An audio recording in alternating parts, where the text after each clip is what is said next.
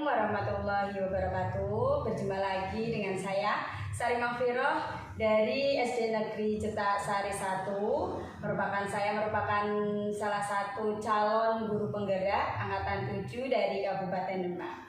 Nah, pada video kali ini saya akan melakukan wawancara terkait dari tugas demonstrasi kontekstual pada modul 3.1, yaitu terkait dengan pengambilan keputusan berbasis nilai-nilai kebajikan sebagai seorang pemimpin. Nah, sahabat-sahabat semua, di samping saya ini sudah ada Ibu Kepala Sekolah dari SD Negeri Cetak Sari 1. Selamat pagi, Ibu Susana. Selamat pagi, Mbak Sari. Bagaimana Bu kabar Ibu hari ini? Alhamdulillah sehat. Alhamdulillah. Nah, pada kesempatan kali ini saya ingin sedikit mewawancara Ibu terkait pengalaman Ibu dalam pengambilan keputusan selama Ibu menjabat sebagai kepala sekolah. Nah, kira-kira Ibu sampai tahun ini sudah berapa tahun Bu menjabat kepala sekolah? Tahun ini mau masuk tahun yang ke-6, Mbak Sari.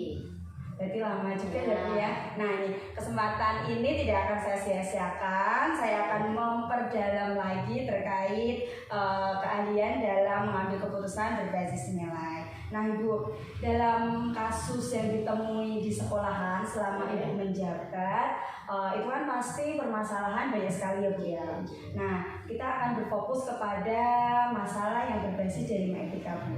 Nah, kalau Ibu itu bagaimana Ibu mengidentifikasi kasus-kasus yang notabene itu kasusnya berbasis jaringan etika Bu? Terima kasih Mbak Sari, pertanyaan yang baik sekali ya. Ini kalau kita menghadapi masalah-masalah yang berbasis dilema etika itu memang sangat rawan dan sangat sulit. Jadi satu hal yang perlu kita perhatikan yaitu di mana Ibu sebagai pemimpin itu yang utama adalah bijaksana. Di mana karena kasus-kasus ini jelas pasti banyak menyangkut para guru yang notabene sebagai bawahan Ibu ya. Jadi kita harus bisa mengambil keputusan ini secara bijaksana. Ya, jadi kalau kita tahu dulu pasti semua kasus permasalahan itu harus kita identifikasi. Ya, jadi hal yang utama adalah dalam kasus ini adalah kebijaksanaan seorang pemimpin. Jadi kebijaksanaan seorang pemimpin itu sebenarnya. Kemudian Bu, bagaimana Ibu menjalankan pengambilan keputusan ini? Pastinya kan kasus ini pasti keputusan ini pasti ini benar lah. Ini bagaimana Ibu menjalankannya?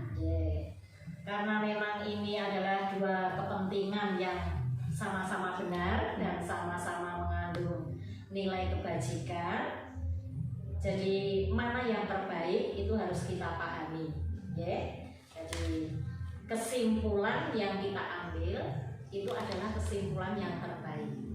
Di mana kesimpulan terbaik ini harus menguntungkan kedua belah pihak. Jadi kita tidak bisa memihak salah satu, ya. Jadi bisa begitu kesimpulan dan biasanya Ibu selalu mengumpulkan para anggota sekolah, yaitu baik guru, karyawan, atau penjaga, atau kita kalau di dalam hal ini kita menemui kasus itu yang berhubungan dengan para siswa, kita juga memanggil orang tua. Jadi banyak berbagai pihak yang harus kita libatkan. Kalau secara spesifik Bu, langkah-langkah atau prosedur Ibu dalam melakukan pengambilan keputusan ini seperti apa Bu? Kalau bisa diceritakan secara detail gitu. Yang utama setelah kita tadi identifikasi ya permasalahan ini bagaimana, lalu kita melihat lagi keputusan yang kita ambil itu harus bermanfaat bagi banyak orang dan resikonya juga minim. Apa ya Pak Sari? Oke Bu, kemudian untuk selanjutnya Bu, hal apa sih Bu yang selama ini Ibu anggap efektif dalam pengambilan keputusan pada kasus-kasus dilema etika? Yang perlu kita pikirkan dalam kasus ini yaitu tadi, jadi resikonya kita pikirkan betul-betul resiko yang paling kecil itu yang bagaimana. Jadi yang utama adalah dampaknya terhadap para guru atau siswa yang mengalami kasus ini, itu dampaknya kecil, resikonya terlalu kecil. Jadi cara efektifnya itu kita milih ambil keputusan di mana memiliki resiko kecil. Kemudian kalau dari tantangan sendiri Bu, tantangan sendiri dalam pengambilan keputusan itu tantangannya itu yang seperti apa gitu? Biasanya untuk permasalahan ini tantangan yang paling sulit itu kita memahami karakter beberapa orang, karena memang kalau personelnya itu banyak kan karakter mereka itu masing-masing berbeda. Nah, yang utama kita pahami adalah karakter mereka. Jadi kalau kita sudah memahami, sudah tahu, oh guru A ini karakternya seperti ini, guru B seperti ini. Nah, nanti kita bisa mengambil keputusan kan mudah, oh kalau ini caranya dengan seperti ini, kalau ini dengan seperti ini. Ini sesuai dengan karakter mereka. Nah, kemudian Bu, apakah dalam menyelesaikan kasus yang dilema etika, Ibu itu mempersiapkan jadwal khusus atau tidak Bu? Nah, ya terima kasih.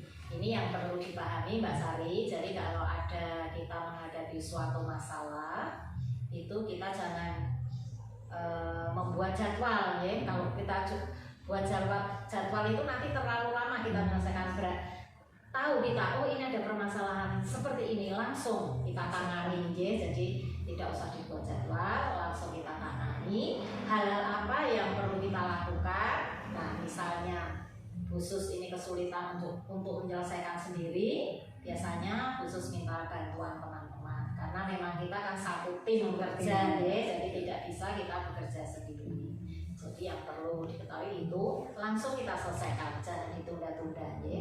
Kalau kita menunda permasalahan-permasalahan yang ada, kita belum tahu saat ini ada masalah, besok ada masalah lagi. Nah, yang satu belum kita selesaikan, tambah lagi. Nah, itu ya. Jadi harus segera diselesaikan. Kemudian Bu, selama ini adakah seseorang atau faktor-faktor yang selama ini itu mempermudah Ibu dalam pengambilan keputusan? Ada, itu ya pasti ada.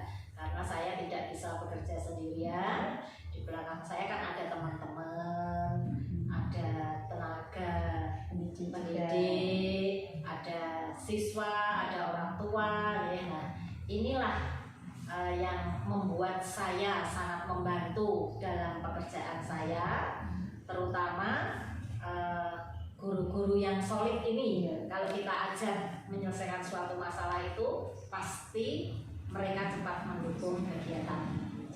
Jadi dalam hal ini tidak hanya satu yang berusaha, semua anggota sekolah ini kita libatkan semuanya.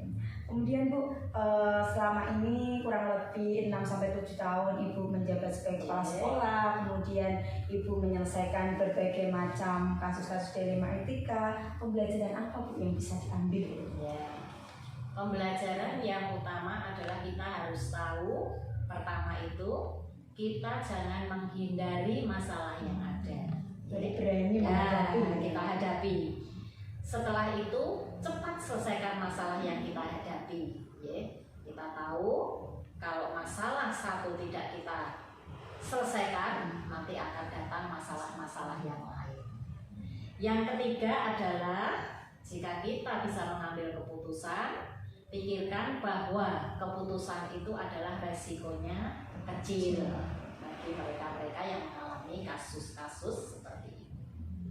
Dan satu utama adalah kita harus bisa berlaku secara bijaksana. Jadi kalau kita menghadapi masalah-masalah, jangan kita memihak seseorang. Jadi kita bisa memutuskan bahwa keputusan ini akan sangat bermanfaat bagi semua pihak.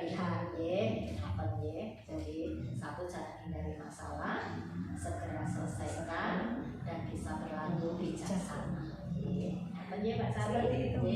Terima kasih Bu atas atas waktunya sama-sama, wawancara. Mbak Sari. Apa yang Ibu sampaikan akan menjadi pembelajaran yang berharga bagi saya ke depannya. Mungkin bagi teman-teman juga yang nantinya melihat video ini. Sekali lagi terima kasih Bu Iya, Susana. Mbak Sari, sukses untuk selanjutnya. Oke. Demikianlah teman-teman, itu perbincangan saya, wawancara saya kepada salah satu kepala sekolah di Sayung, yaitu tepatnya Ibu Kepala Sekolah di SD Negeri Cetak Sari 1 terkait pengambilan keputusan yang berbasis nilai-nilai kebajikan sebagai seorang pemimpin. Semoga dalam video ini kita bisa mengambil manfaatnya, kita bisa mempelajari dari pengalaman beliau sehingga kita mampu menjadi seorang pemimpin pembelajaran yang baik dalam menyelesaikan setiap permasalahan. Demikian wawancara saya. Terima kasih. Wassalamualaikum warahmatullahi wabarakatuh.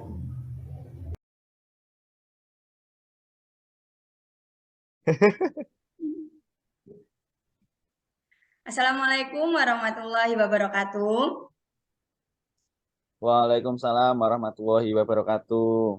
Salam semangat untuk semuanya para guru penggerak. Nah, pada kesempatan kali ini perkenalkan saya Sari Mafiro dari calon guru penggerak angkatan 7 Kabupaten Demak Provinsi Jawa Tengah. Nah, pada video kali ini spesial momen di sini saya akan melaksanakan demonstrasi kontekstual yaitu pada modul 3.1 pengambilan keputusan berbasis nilai-nilai kebajikan sebagai seorang pemimpin. Nah, sobat semuanya, pada kesempatan ini sudah bersama saya yaitu salah satu kepala sekolah yang nantinya akan sebagai narasumber pada demonstrasi kontekstual saya kali ini. Selamat pagi Pak Muklas. Selamat pagi Bu Sari. Bagaimana kabarnya Pak Muklas hari ini? Alhamdulillah Bu, sehat, Sehat ya Pak ya. walafiat. Teman-teman di sana juga sehat ya Pak ya. Alhamdulillah luar biasa, teman-teman sehat semuanya ini Bu, walaupun puasa tapi tetap sehat. Alhamdulillah. Nah, Pak, dalam kesempatan kali ini saya sedikit mau berbincang-bincang terkait dari pengalaman Pak Muklas. Nah, sebelumnya saya mengasih tahu kepada teman-teman untuk apa namanya mengenal sedikit sosok Pak Muklas ini. Silakan Pak untuk memperkenalkan dirinya. Oke. Nama Muhammad, terima kasih Bu atas waktunya. Mungkin dari nama tadi Bu Sari sudah memberikan info kalau nama saya Muhammad Muklas ya. Saya di sini didapat amanah untuk menjadi kepala sekolah di SD Lab School UNES yang beralamatkan di Jalan Menoreh Tengah 10 nomor 4 ya. eh, Kecamatan Gajah Mungkur, Kota Semarang. Dan eh, saya sudah menjadi kepala sekolah sejak tahun 2016. Mungkin itu saja Bu, sosok yang mungkin perlu Oke, terima kasih Pak Muklas. Berarti termasuk masa lama ya 2016 sampai 2013 7 tahun ya Pak ya. Hampir 2 periode Bu. ini. Pasti pengalamannya Ya, dalam hampir 2 periode. memimpin sekolahan pasti sudah tidak dipertanyakan lagi. Nah, Pak Muklas, terkait Ya, ketika Pak Muklas dalam memimpin teman-teman, baik itu dari guru ataupun dari siswanya, dari segi kasus nih Pak, kita mengambil dari sebuah kasus. Apakah Pak Muklas itu pernah mengalami atau menemukan atau menyelesaikan salah kasus yang sifatnya itu D5 etika, Pak?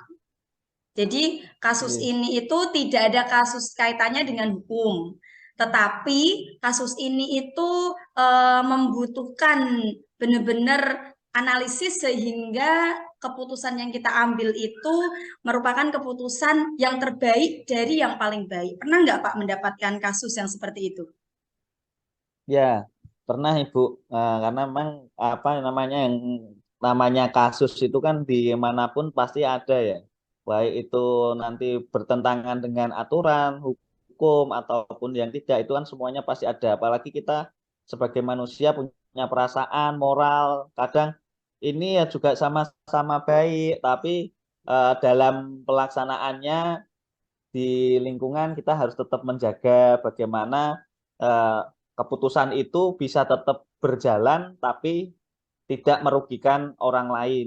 Seperti itu. Nah, Nah, kemudian kalau untuk menemukan Ya, kalau ya, untuk menemukan kasus-kasus seperti itu sering Ibu sudah pernah juga di kamian sudah lama juga dia 7 tahun ya. Jadi ada beberapa kasus yang mungkin bisa digali lebih dalam. oke. Kemudian Nggih, Pak, monggo Ibu. untuk mengidentifikasinya nih Pak, untuk mengidentifikasi, oh ini itu kasus yang merupakan dilema etika. Kalau yang ini nih kasus yang oke ranahnya bukan saya ini untuk menyelesaikannya. Itu Bapak mengidentifikasinya itu bagaimana Pak? Ya, ya kita harus jeli ya Bu ya dalam menggali informasi. Ah, ini ada ini yang termasuk ke kasus tadi apa dilema etika atau apa kebijakan moral ya Ya, yang benar atau salah itu. Jadi itu kita harus tahu dulu aturan-aturan yang sudah berlaku itu seperti apa. Jadi itu untuk eh, membedakan mana yang ini benar-benar dilema etika dan ini yang berhubungan dengan apa tadi pijakan moral. iya, Mbak. Nah, kemudian Pak, Nggih. dalam menjalankan pengambilan keputusan ketika Bapak menemui kasus dilema etika, itu kira-kira bagaimana Pak? Kalau Dalam dilema menjalankan etika ya keputusannya. Bu, Iya. ya dalam menjalankan, Ya, dalam menjalankan dalam mengambil menjalankan. keputusannya itu caranya itu gimana gitu? Apakah langsung Oh, oke, langsung jadi dieksekusi atau bagaimana gitu? enggak Bu, semua masalah itu perlu tadi ya diidentifikasi, benar ya. Jadi harus kita sebagai pemimpin itu harus jeli. Keputusan yang nanti kita ambil itu nanti ke depan itu mau seperti apa, berefek seperti apa itu harus kita perhitungkan matang-matang. Jadi kita perlu pertimbangan yang benar-benar itu nanti benar matang karena memang dua pilihan itu sama bagusnya, Iya, sama betul. tidak melanggar. Iya. Jadi kita harus bagaimana lebih efektif aturan yang A atau B nanti ke depannya berlakunya masih seperti apa itu kita harus pertimbangkan juga. Jadi ketika kita sudah mengambil keputusan A atau B itu kita bisa menjalankan dengan enak, enjoy. Oh, kalau ada masalah seperti ini ke depan seperti ini, oh eh, kita harus perlu solusi yang seperti ini, seperti itu, Bu. Oke. Jadi kita perlu tadi mengidentifikasi dulu siapa yang terlibat di dalamnya, ya. Nanti keputusannya harus seperti apa dan jangan sampai keputusan itu melanggar aturan ataupun eh, norma yang ada, kemudian bisa dilaksanakan oleh semua uh, di lingkungan kita. Seperti itu. Oke, Pak. Berarti dalam pengambilan keputusan, langkah yang pertama pasti adalah menganalisisnya ya, Pak ya. Prosedurnya adalah menganalisis. Ya, Kita betul tidak harus. boleh langsung menghukumnya seketika itu berarti ya, Pak ya. Harus perlu benar-benar Iya. analisis, mencari informasi dari berbagai sumber ya, Pak ya. Oke, Pak. Kalau hal apa saja, Pak, yang selama ini yang Bapak anggap efektif dalam pengambilan keputusan, terutama pada kasus-kasus yang dilema etika ini, Pak. Gimana, Bu? Coba diulangi, Bu. Hal apa saja yang selama ini yang Bapak anggap efektif dalam pengambilan keputusan? Eh, Hal yang paling efektif dalam saat Bapak mengambil keputusan itu hal yang apa gitu, Pak? Yang Oke. paling Tadi ya, dalam pengambilan keputusan itu kan kita memang harus tahu dulu kasusnya seperti apa, orangnya yang tadi seperti apa. Itu kan berarti kan kita harus mengidentifikasi dulu tadi, benar. Mengidentifikasi awal dari masalah itu, pencarian informasi ke teman-teman yang pernah menghadapi masalah yang serupa, mungkin dari teman guru ataupun dari senior, dari atasan, ya. Jadi nanti ketika pengambilan keputusan itu tidak merugikan orang lain. Jadi itu yang saya anggap lebih efektif ketika pengambilan keputusan dengan yang dengan Benar. meminta teman-teman di sekitar kita untuk eh, diajak untuk diskusi seperti itu, Ibu. Oh, oke Pak. Ini. Pastinya sangat apa ya Pak ya, sangat kadang mengganggu hati kita juga ya Pak ya. Wah ini bagaimana ini keputusannya benar atau tidak menurut saya? Apakah nanti ke Ya, depannya itu membuat penyesalan bagi diri saya seperti itu ya Pak ya. Nah kemudian Pak, saat oke. Bapak mengambil keputusan atau saat Bapak menyelesaikan sebuah kasus yang terutama itu dalam dilema etika, nah tantangan Pak, tantangan apa, tantangannya seperti tantangannya seperti apa ketika Bapak itu mengambil keputusan itu, Pak? Tantangannya itu seperti apa gitu, Pak? Ya, tantangan yang dihadapi ya Bu dalam pengambilan keputusan itu biasanya dilema etik yang dalam dilema etika ini memang perlu kita lihat ya dan kita harus cermat karena hal ini hubungannya itu tadi dengan hati nurani, Benar. personal dan profesional ya.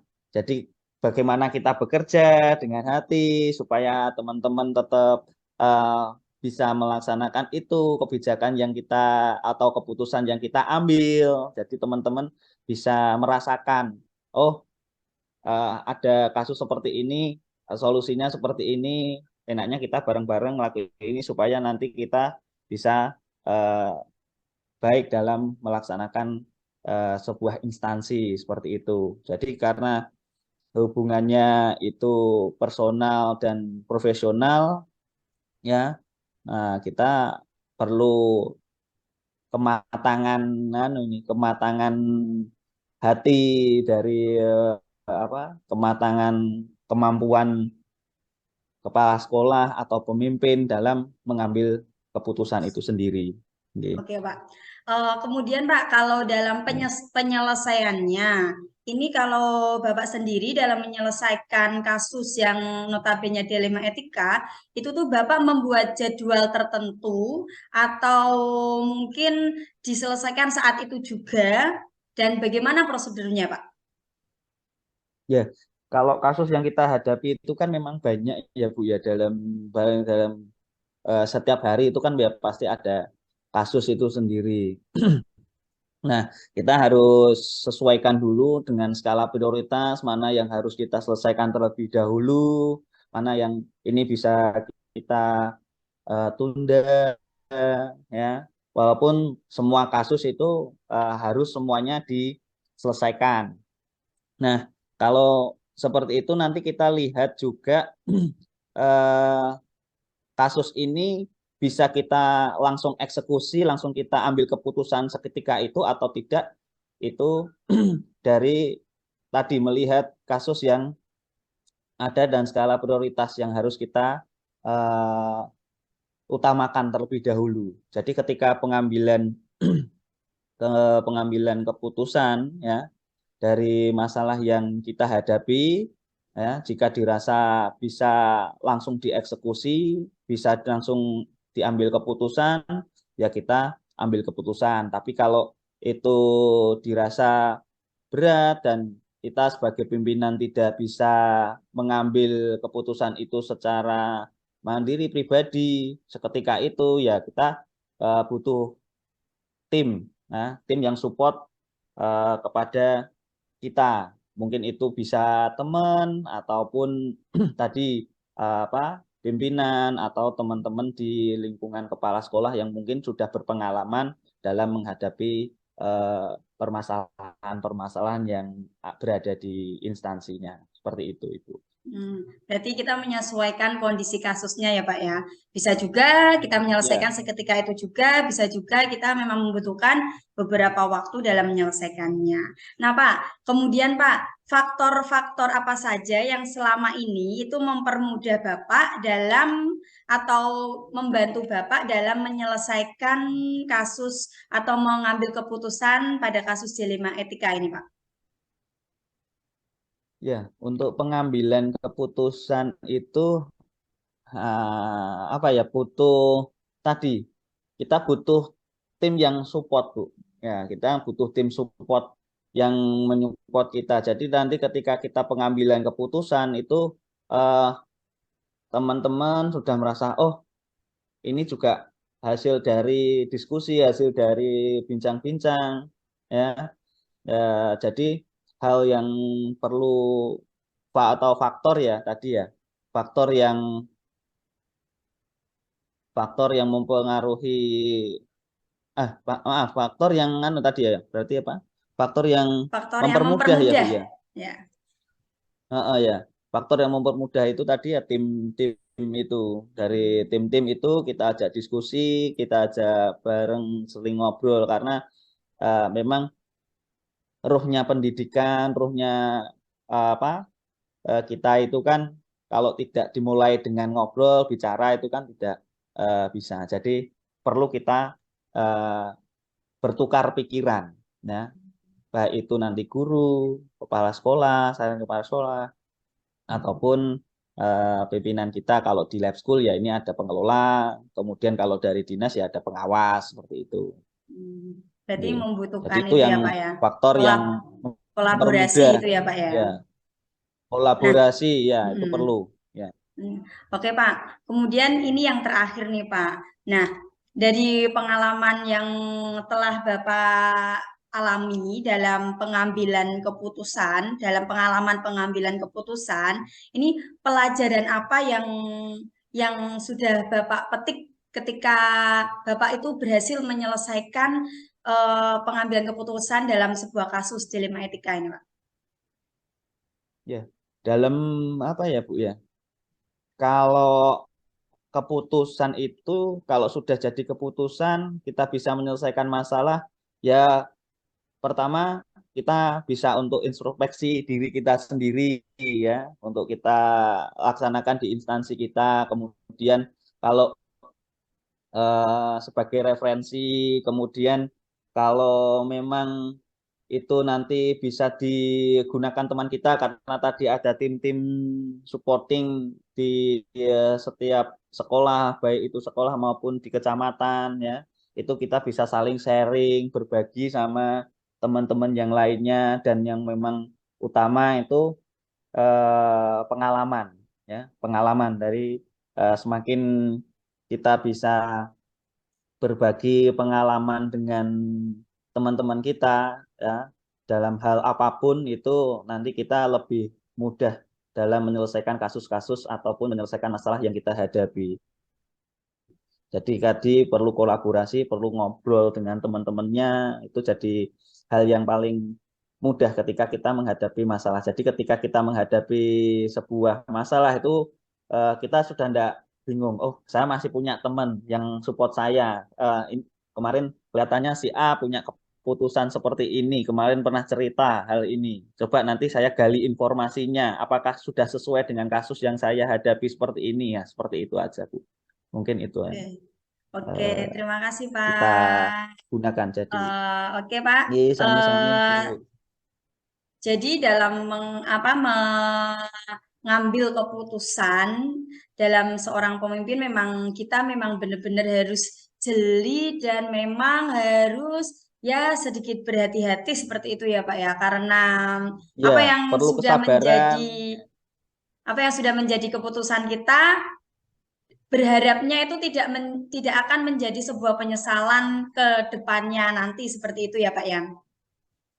Nggih, leres Ibu.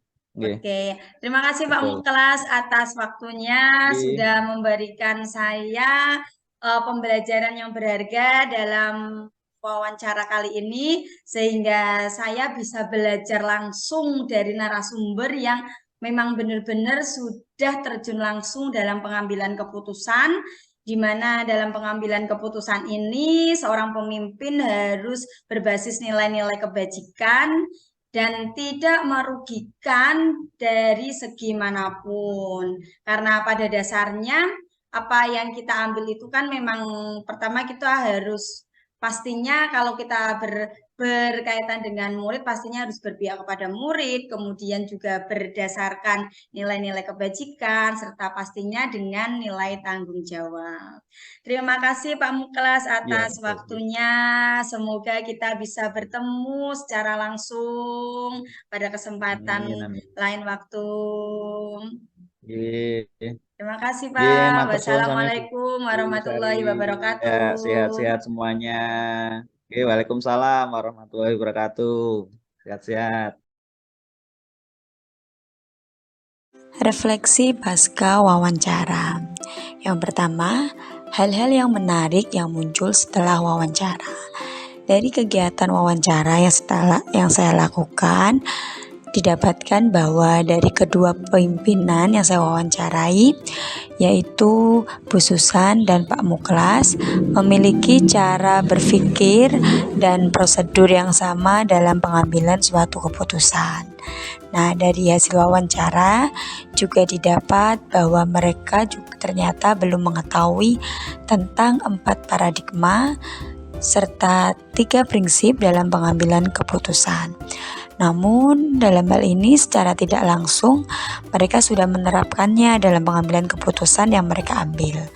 Selain itu, mereka juga belum menerapkan secara lengkap 9 langkah dalam pengambilan keputusan, terutama pada bagian uji legal, uji intuisi, serta uji publikasi. Setelah saya melakukan wawancara dengan 2 pimpinan, ada beberapa kesamaan dari keduanya. Ternyata ketika mengambil keputusan, mereka selalu melihat fakta-fakta yang ada di lapangan, serta tidak gegabah dalam mengambil keputusan dan mau menerima masukan atau pendapat dari orang lain. Nah, dalam hal ini, baik Bu Susan ataupun Pak Muklas dalam mengambil keputusan sama-sama sudah menerapkan paradigma dan prinsip yang ada.